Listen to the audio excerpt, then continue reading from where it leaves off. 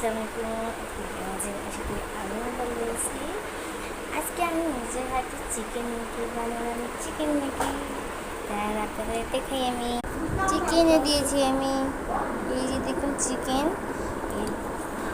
Chicken দিয়েছি। আমি test করে দেখি, টেস্ট করে দেখি।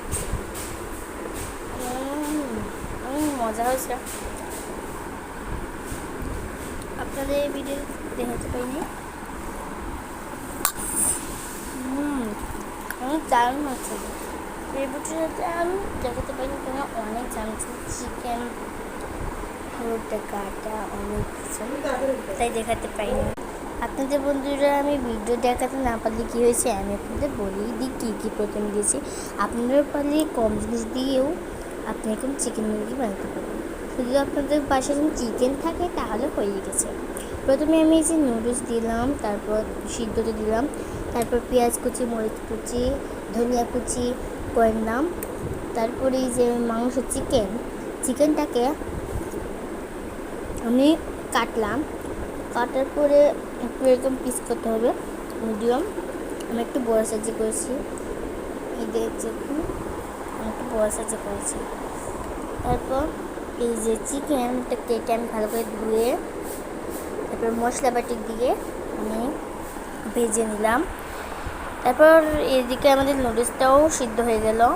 এদিকে সিদ্ধ হয়ে যাওয়ার পর আমি কড়াইটা বসানোর পর তেল দিলাম। তেল দেওয়ার পর পেঁয়াজ কুচি, মরিচ কুচি দিয়ে দিলাম। তারপর আপনার যদি মনে হয় ডিম দিবে তাহলে আপনার ডিমও দিতে পারবেন। আমি ডিম দিয়েছি, এখানে ডিমও অ্যাড করেছি। তারপর দিয়ে ভালো করে নাড়াচাড়া করে হলুদ গুঁড়ো যারা বেশি ঝাল করতে চান তারা মরিচ দিতে পারেন। আমি এখানে মরিচ দিয়েছি, এই জন্য লাল আছে।